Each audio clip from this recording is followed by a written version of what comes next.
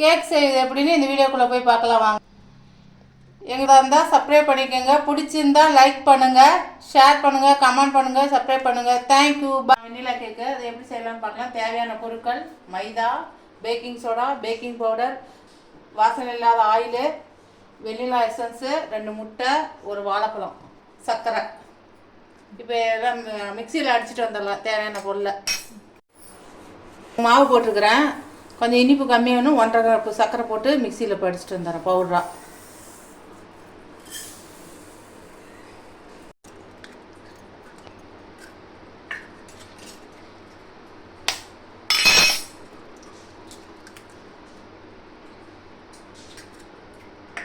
வந்தாச்சு.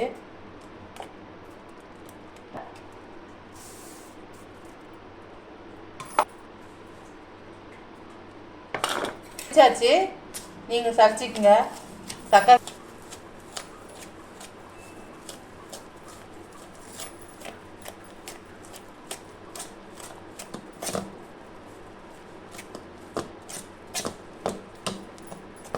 வாசனை இல்லாத sunflower oil 1 cup, 1/4 teaspoon baking soda, இது கம்மியாக இது அதிகமாக, 1 ஸ்பூனு பேக்கிங் பவுடர், கொஞ்சோண்டு இந்த இனிப்பை தூக்கி கொடுக்கறதுக்காக வெண்ணிலா எசன்ஸு 2 பொட்டு,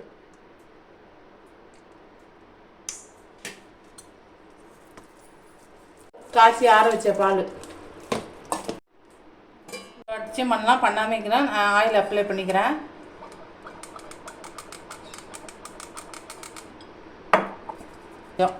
போட்டு சுற்றி இன்னும் விட்டுக்குங்க, ஸ்ப்ரெட் பண்ணி விடுங்க சுற்றியும்.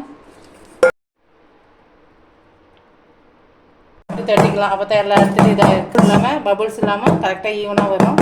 இப்போ மேலே கலர்ஃபுல்லுக்காக உங்கள்கிட்ட இருக்கிற நட்ஸ்லாம் போட்டுக்கலாம். எங்கள்கிட்ட இதாக இருக்குது. இருக்கிற நட்ஸை இப்போ நாங்கள் இது மேலே தூவிக்கிறோம். உங்கள்கிட்ட என்ன இருக்குதோ அதை போட்டுக்குங்க.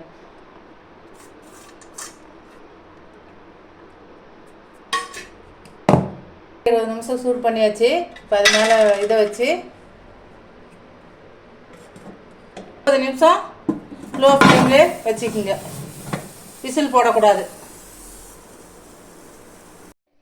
இப்போ எப்படி இருக்குதுன்னு போல இருக்குது பாருங்கள். தொட்டு பார்த்தேன், நல்லா பஞ்சு போல இருக்குது. சூப்பராக இருக்குது. இப்போ அடுத்து நீங்கள் கீத்து போடலாம்.